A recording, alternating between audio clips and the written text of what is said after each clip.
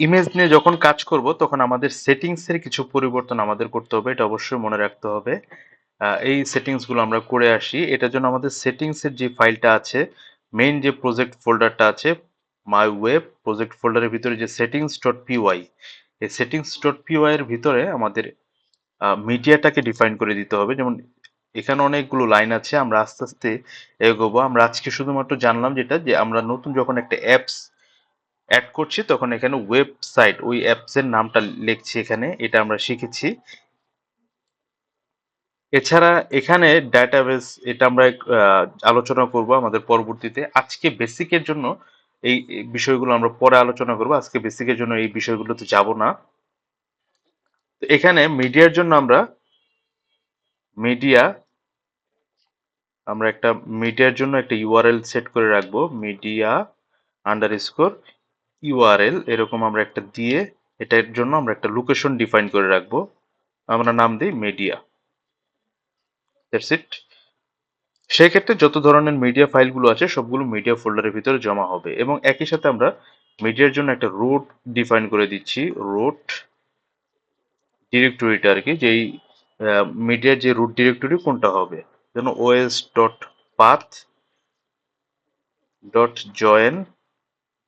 OS একটা built in একটা function, এটা আমরা ইম্পোর্ট করে নিতে হবে আমাদের। প্রথমে একদম প্রথমে আমরা জাস্ট ইম্পোর্ট ওএস লিখে নিই, লিখে সেভ করি, তাহলে আমাদের ওএসটা ইম্পোর্ট হয়েছে। এখন আমরা OS dot path dot join, join দিয়ে আমাদের বেস যে ডিরেক্টরি আছে, উপরে বেস ডিরেক্টরি ডিফাইন করা আছে, সেই বেস ডিরেক্টরি এটা আমরা পরে আলোচনা করব। জাস্ট আজকের ক্লাসের জন্য যতটুকু নয় ততটুকু আমি বলছি। মিডিয়া, আমি যা যা করছি আপনারা জাস্ট আপনারা এটা ফলো করে আপনাদের কোডিং এ এই কাজটাই করবেন, তাহলেই দেখবেন যে এক্সিকিউট হবে। এটা সেভ করবেন, মিডিয়াটা আমি ডিফাইন করলাম, ডিফাইন করে আমি সেভ করব। সেভ করার পরে আমাদের যেই মেইন যে ওয়েব রুট ফোল্ডারটা আছে মাই ওয়েব, এখানে যে ইউআরএলসটা আছে, এই ইউআরএলস এ গিয়ে আমার কিছু কাজ করতে হবে। এখানে আমরা সেটিংসটাকে প্রথমে ইম্পোর্ট করে নিব ফ্রম জাঙ্গো ডট কনফ থেকে। ইম্পোর্ট সেটিংস, সেটিংসটা ইম্পোর্ট করব। আর স্ট্যাটিক, যেহেতু আমাদের কাজগুলো করবো আমরা স্ট্যাটিক নিয়ে, তো সুতরাং from Django dot conf dot URLs dot static, static, yes, static import, আমরা স্ট্যাটিকটা ইম্পোর্ট করে নেব, স্ট্যাটিক, স্ট্যাটিক। দেন এখানে প্লাস করে এটার সাথে আমরা অ্যাড করে দিলাম। যখনই আমাদের কোনো এরকম স্ট্যাটিক ফাইল আসবে, যাতে দেখা এবং এটা লোড সেভ করা কোনো যাতে প্রবলেম না হয়, সেজন্য আমরা এটা আমাদের ইউআরএল এর প্যাটার্নের মধ্যে আমরা এটা বলে দিলাম।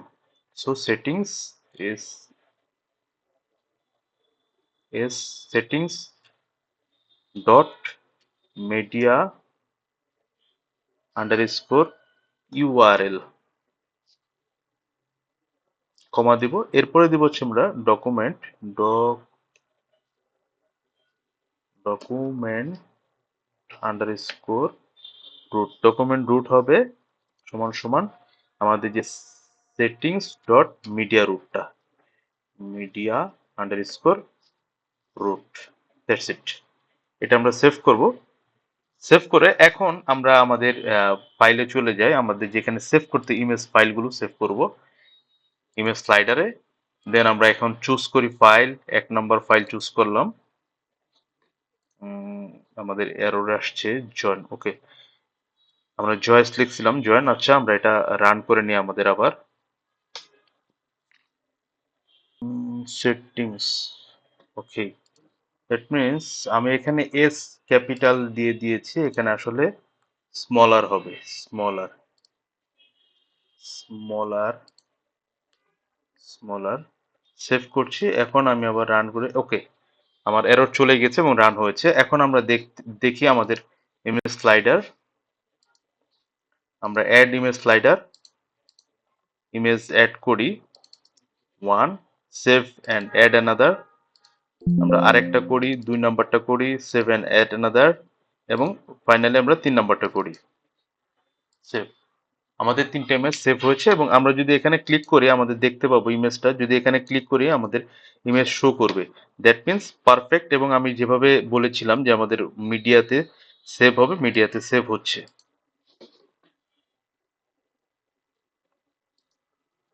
সো আমাদের ইমেজ স্লাইডারে যেহেতু কাজ শেষ, আমরা এখন আমাদের ইন্ডেক্স পেজে গিয়ে কাজ করতে পারি।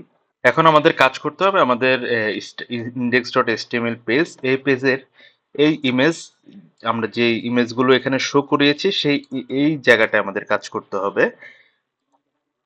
সো এখানে আমাদের এতগুলো লাইন লিখতে হবে না, জাস্ট আমরা একটা লাইন লিখবো এখানে। তার আগে আমাদেরকে ভিউ ফাংশনে যেতে হবে। এখানে যে ইমেজটা আসবে সেই ইমেজটা আসবে আমাদের ডাটাবেস থেকে। যেহেতু ডাটাবেস থেকে ইমেজ আসবে, এইচটিএমএল একটি স্ট্যাটিক পেজ, সুতরাং এখানে আমাদেরকে কন্ট্রোলারের হেল্প লাগবে। আর জাঙ্গোর কন্ট্রোলারটা হচ্ছে view dot PY, views dot PY. এর আগে শুধুমাত্র একটা রেন্ডার করে আমরা জাস্ট একটা ইন্ডেক্স ডট এইচটিএমএল, একটা এইচটিএমএল পেজকে কল করেছি। এখন আমরা মডেল থেকে এখানে ডাটা পাস করব। সো আমাদের এখানে ফ্রম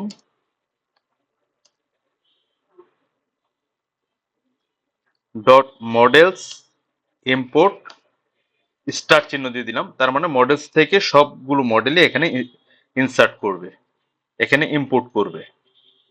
এরপরে আমাদের এই লাইনে আমরা একটা ভেরিয়েবল নিলাম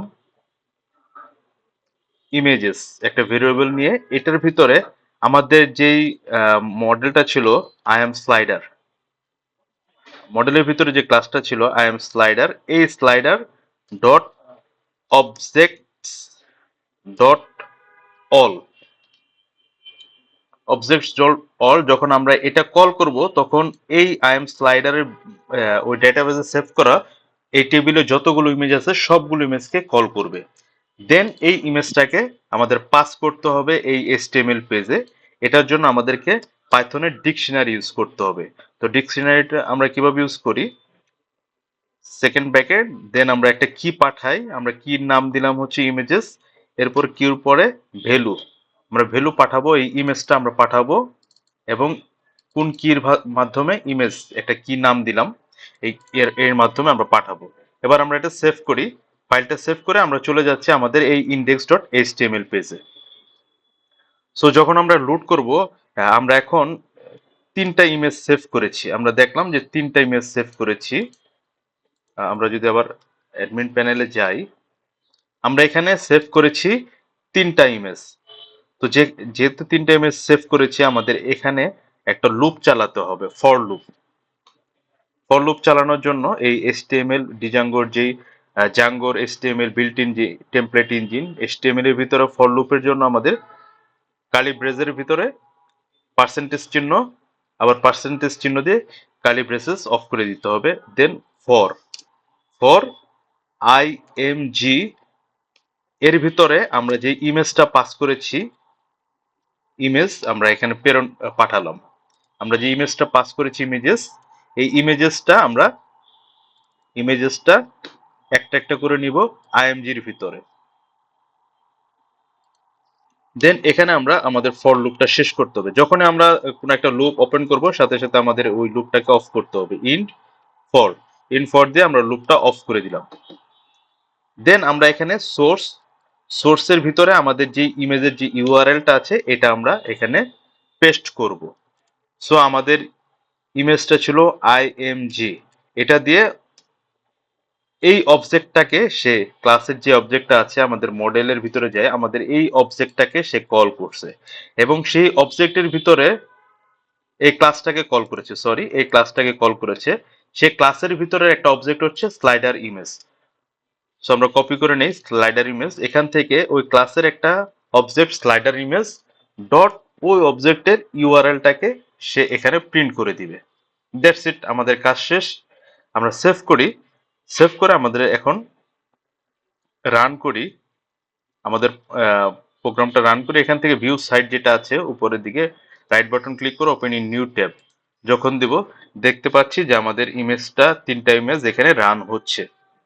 কোনো কারণে যদি মনে হয় যে আমাদের আরেকটা ইমেজ বাড়ানো দরকার, তখন আমরা এখান থেকে আবার অ্যাডস ইমেজ স্লাইডার দিয়ে চুজ ফাইল দিলাম, দিয়ে আমাদের ডেস্কটপ থেকে আমি একটা ইমেজ নিয়ে নিচ্ছি। ধরে নেই এই ইমেজটা আমরা নিয়ে নিচ্ছি, নিয়ে আমরা এটা সেভ করলাম। সো এখন আমাদের 4টা ইমেজ আছে, এবং আমরা যখন এখানে রিফ্রেশ করলাম, রিফ্রেশ করার পরে দেখতে পাচ্ছি 2টা ইমেজ। এটা ছিল আমাদের থার্ড ইমেজ, এবং ফোর্থ ইমেজও চলে আসছে। দ্যাট মিনস এখানে কিন্তু আমাদের আর কোনো স্ট্যাটিক কোনো কাজ করতে হয়নি, ডাইনামিক্যালি এখন যত ইমেজ আমি এখানে দিব সাথে সাথে সেই ইমেজগুলো এখানে অটোমেটিকলি লোড হবে।